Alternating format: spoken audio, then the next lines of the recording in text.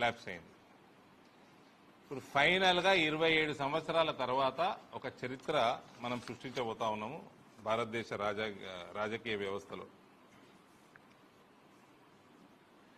ఇన్ని రోజులు ఎందుకు కాలేదు? పొలిటికల్ విల్ లేకపోవడం, పొలిటికల్ కన్సెన్సస్ లేకపోవడం, పొలిటికల్ కన్సెన్సస్ కోసం పార్టీలు శ్రమ పడకపోవడం, వాళ్ళకు ఉద్దేశమే లేనప్పుడు కాదు.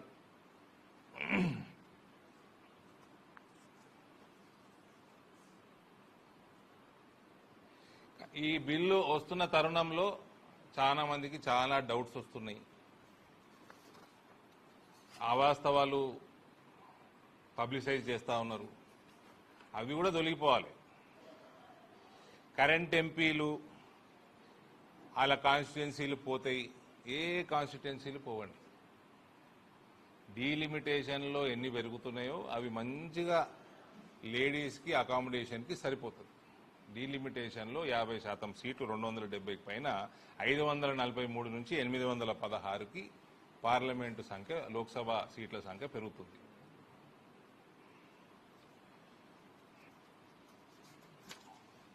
సో ఉన్న సెటప్ ఏమీ మారదు. ఎవ్వరు కూడా ఇన్సెక్యూర్ ఫీల్ కావాల్సిన, అభద్రత భావం ఉంచుకోవాల్సిన అవసరము లేదు.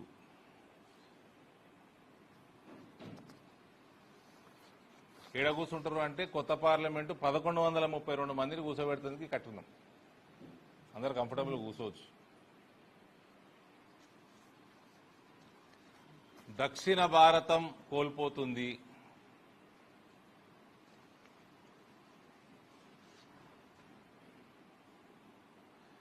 పాపులేషన్ కంట్రోల్ ఇక్కడ ఎక్కువ ఉంది కాబట్టి దక్షిణ భారతం కోల్పోతుంది. ఇది పాపులేషన్ మీద చేసేది ఉన్న దాంట్లో 50%, మొత్తం కాశ్మీర్ నుంచి కన్యాకుమారి దాకా 50% పెంచుతున్నారు. ప్రపోర్షనేట్గా పెంచుతున్నారు. 50% increase across all states. No state loses any seats. Every state will gain 50%. Telangana 17 నుంచి 26 అవుతుంది. తమిళనాడు నుంచి 39 నుంచి 59 అవుతుంది. ఎవరు ఏం బాధపడాల్సిన అవసరం లేదు.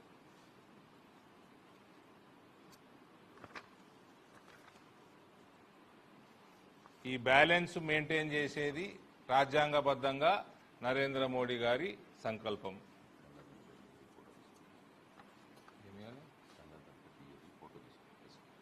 తీసుకుంటాం.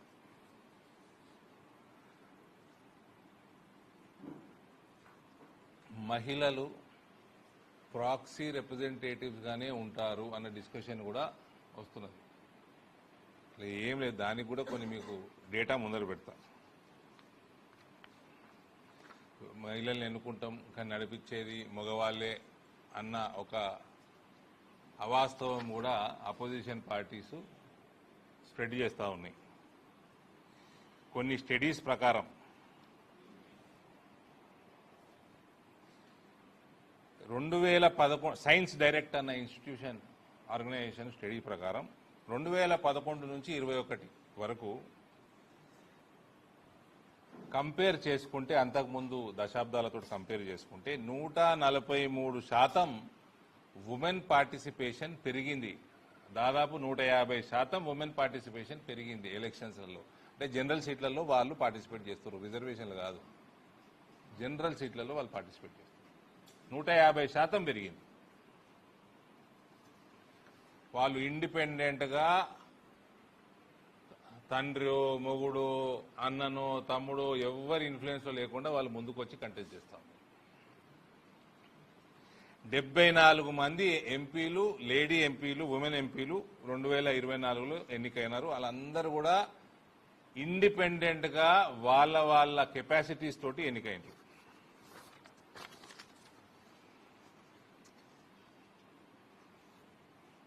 Only elite women will benefit అట్లా ఏమీ లేదు. ఈ రిజర్వేషన్ ద్వారా కేవలము బాగా హై సొసైటీ వాళ్ళు, మహిళలు అట్లా బెనిఫిట్ అవుతారన్న అవాస్తవం కూడా ఈ కాంగ్రెస్ పార్టీ కానీ ఇతర పార్టీలు చేస్తూ ఉన్నారు. అట్లా కూడా లేదు. లా ప్రొవైడ్స్ ఎస్సీ ఎస్టీ రిజర్వేషన్స్.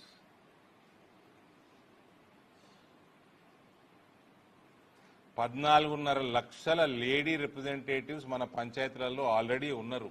గత కొన్ని దశాబ్దాలుగా రాజకీయంగా గ్రూమ్ అవుతా ఉన్నారు వాళ్ళు కూడా.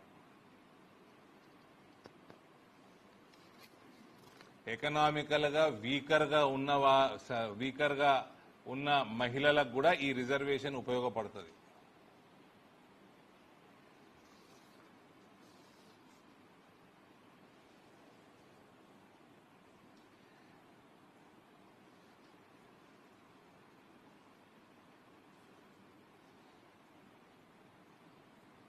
ఈ రిజర్వేషన్ లేనప్పుడు డేటా కూడా చెప్తా మీకు.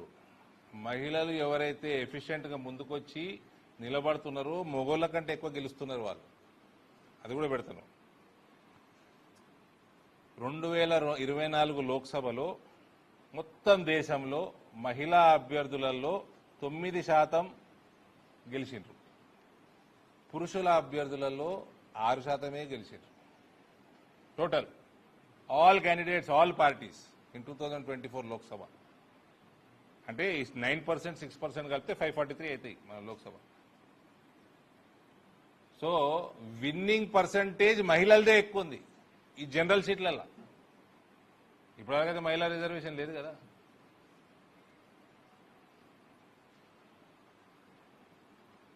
సో మగవాళ్ళే నడుపుతారు, ఇవన్నీ పక్కన పెట్టేయండి. ఆల్రెడీ రిజర్వేషన్ లేనప్పుడు కూడా మహిళా అభ్యర్థుల పర్సంటేజ్ విన్నింగ్ శాతమే ఎక్కువ ఉంది మగోళ్ళ కన్నా.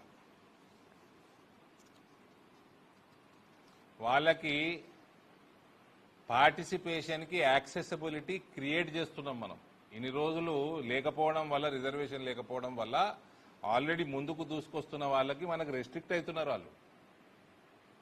తద్వారా వాళ్ళకి ఈ డెమోక్రటిక్ ప్లాట్ఫామ్స్ లో వాళ్ళకి రిప్రజెంటేషన్ చేయడానికి యాక్సెసిబిలిటీ పెంచుతున్నాం మనం, విచ్ దే డిజర్వ్.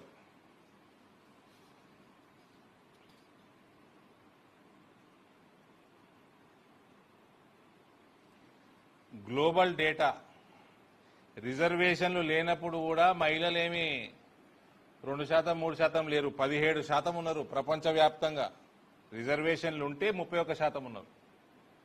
రిజర్వేషన్ లేనప్పుడు కూడా వాళ్ళ సంఖ్య ఏం తక్కువ లేదు, వాళ్ళు 17% ఉన్నారు. జనరల్ సీట్లలో గెలుచుకుంటూ వస్తున్నారు. అంటే that is high time now వాళ్ళకి ఈ రిజర్వేషన్ ప్రొవైడ్ చేయాలి మనం, because they are 50% of the population.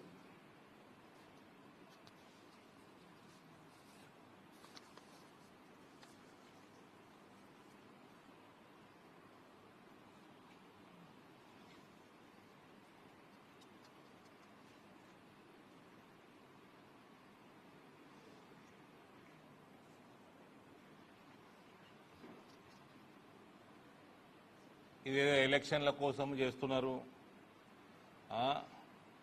ఇది ఎప్పుడు డిలే అయితందుకే తీసుకొస్తారు రాజకీయ పార్టీలు అన్న ఇది కూడా ఒక అవాస్తవము సమాజంలో స్ప్రెడ్ చేస్తారు కొందరు.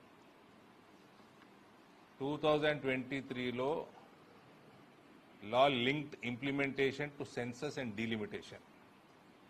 This was a structural safeguard especially for southern states.